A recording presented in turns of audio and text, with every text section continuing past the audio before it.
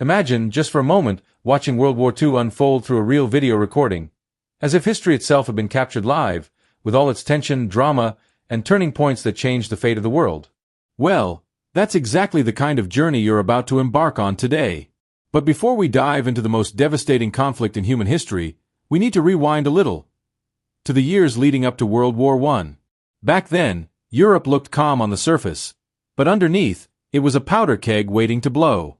The major powers were locked in fierce rivalries, battling for colonies in Africa and Asia, and scrambling for influence and territory within their own continent. It was a period known as the Armed Peace, 1871 to 1914. A time when no shots had been fired yet, but every nation was stocking up weapons, preparing for a war that seemed inevitable.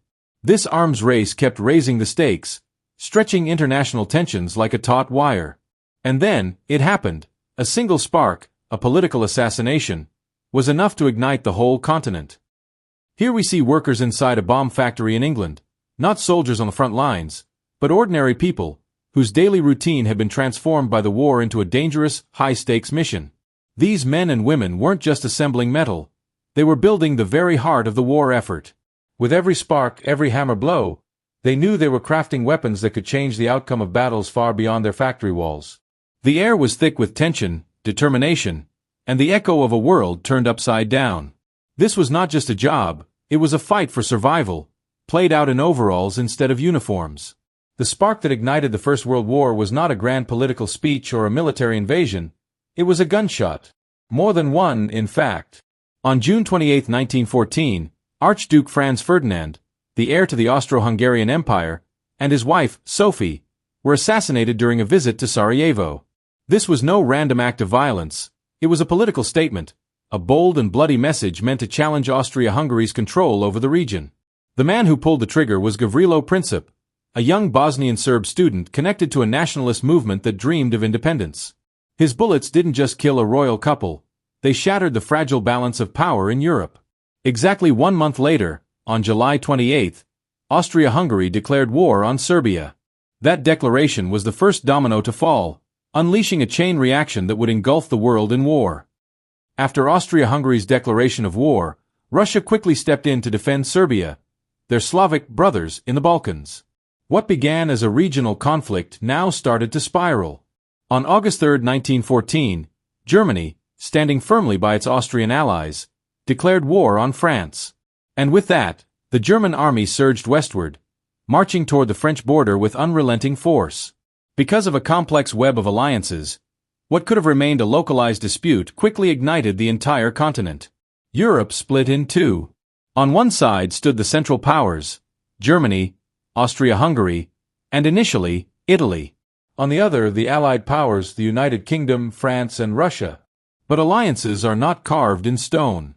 By May 1915, Italy abandoned neutrality and betrayed its former allies by declaring war on Austria-Hungary, lured by promises of territorial rewards from the Entente.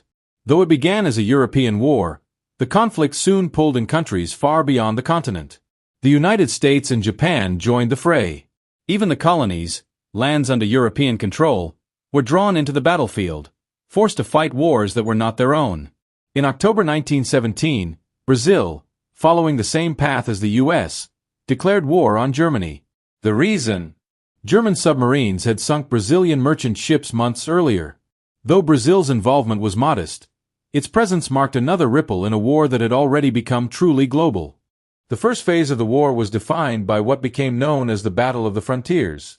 The German army was pushing hard toward Paris, advancing through the borderlands between France, Germany, and Belgium, a country that, until then, had declared itself neutral.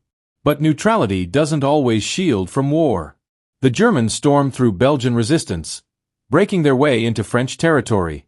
Then came one of the darkest days in French military history. On August 22, 1914, in just a single day, 27,000 French soldiers were killed. It was a staggering loss, the deadliest for France in the entire war, and a brutal wake-up call for what this conflict would become. One of the most defining features of these battles was the use of trenches. Long, narrow ditches dug deep into the ground, fortified with barbed wire and meant to provide cover from enemy fire. These muddy, claustrophobic lines turned the war into a slow, grinding stalemate. Soldiers faced not only bullets, but rats, disease, and the haunting silence between artillery strikes. It was a new kind of warfare, one that buried entire armies in the earth they fought to defend.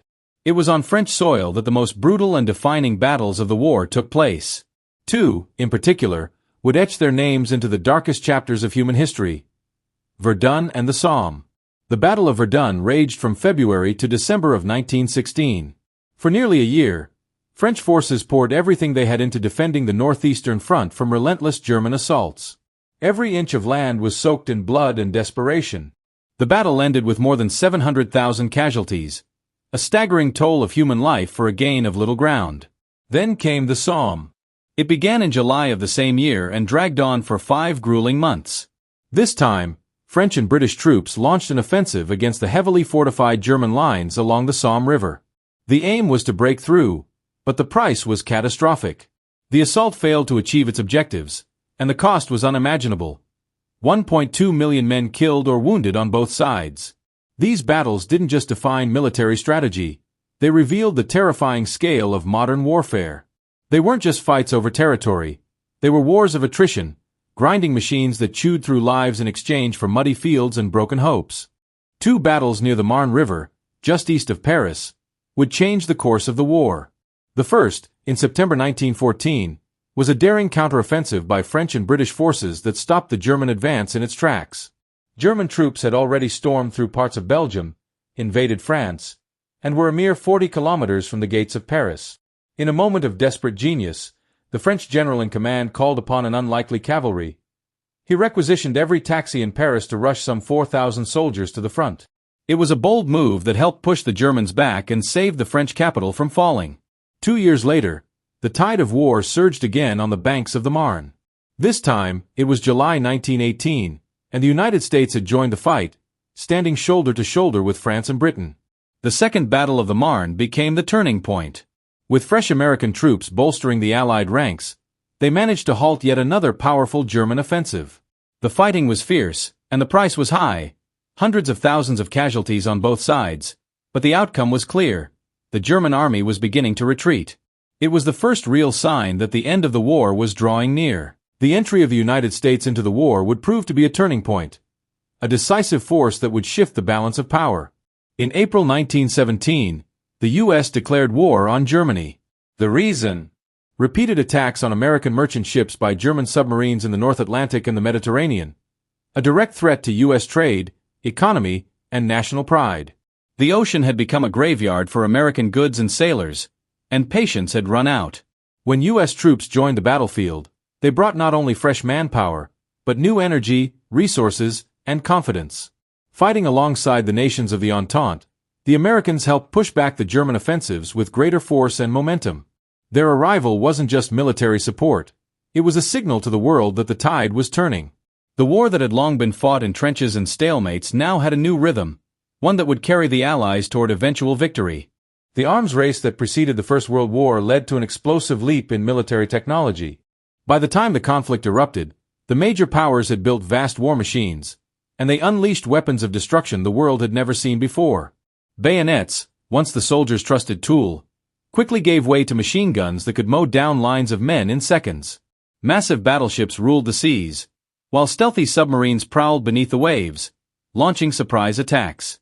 Tanks rumbled across the battlefield for the first time in history, crushing trenches and breaking the stalemate. Flamethrowers lit up the night with walls of fire, and clouds of toxic gas, silent, colorless, and deadly, drifted over enemy lines, choking soldiers where they stood. Even the skies were transformed into arenas of combat. Planes, once used only to scout enemy positions, began to drop bombs and engage in dogfights, turning the clouds into battlegrounds. This wasn't just a war between nations, it was a terrifying showcase of what industrialized death could look like. On April 22, 1915, the world witnessed the first major chemical weapon attack in history, when Germany unleashed toxic gas against the enemy lines in Belgium. The skies were filled with a deadly cloud of gas, invisible, but lethal. Soldiers choked and suffocated as the gas tore through their ranks, leaving a trail of destruction in its wake. In the chaos of the battlefield, a new form of warfare had arrived: gas attacks. The gases used weren't just designed to kill, they were meant to torment, to incapacitate, to sow fear. Among the most horrific were tear gas and mustard gas, which burned the skin, damaged the lungs, and left soldiers desperate for relief. Soon, every soldier on the front lines had to wear a mask, a haunting reminder of the new terror that hung in the air. The battlefield had grown more brutal, more inhumane, a place where death could strike from any direction, without warning, without mercy. In late 1914, the Ottoman Empire, an ally of Germany, entered the war. But rather than finding strength in this alliance, the Ottomans only sealed their empire's doom. The war, coupled with internal struggles, shattered the already fragile empire, and by 1923, it was officially dissolved, giving birth to the Republic of Turkey. But the war brought with it an even darker chapter in history: the Armenian Genocide. In April 1915, the Ottoman government began a systematic campaign of mass extermination against the Armenians. Men were sent to the front lines to die, forced to dig trenches where they were killed. Women, children, and the elderly were rounded up and sent on death marches, known as the Caravans of Death. They faced the brutal combination of starvation, exposure, disease, and cruelty. Estimates say that 1.5 million Armenians perished during this atrocity. This genocide didn't just decimate a population, it tore apart families, cultures, and an entire way of life, leaving scars that would last for generations. Amid the chaos of the First World War, the Arab Revolt erupted in 1916, a bold uprising against the Ottoman Empire, fueled by the desire for independence and supported by Britain. The revolt wasn't just a military movement, it was the spark that would eventually ignite the dreams of an independent Arab nation. Then, in 1917, just 8 months after Tsar Nicholas II's abdication, Russia was swept up in a revolution of its own. The Russian people, weary and disillusioned, overthrew their monarchy and began to reshape their country. In December of that same year, Russia signed an armistice with Germany, officially pulling out of the war. The Russian Empire, once a colossal force, was crumbling under the weight of revolution, leaving the battlefield and changing the course of the war forever. As the Entente began to gain control of the battlefield, the Ottoman Empire signed an armistice in October 1918, marking the beginning of the end. In November, the Austro-Hungarian Empire followed suit, and then, on November 11, 1918, Germany signed the ceasefire. Just 2 days earlier, Kaiser Wilhelm II had abdicated, and Germany was officially declared a republic. After 4 brutal years, the war came to an end, but at a staggering cost: 10 million dead and 20 million wounded. It's estimated that over 70 million soldiers from all 5 continents were mobilized during the First World War, and the financial toll was equally overwhelming, with costs reaching an astounding $180 billion.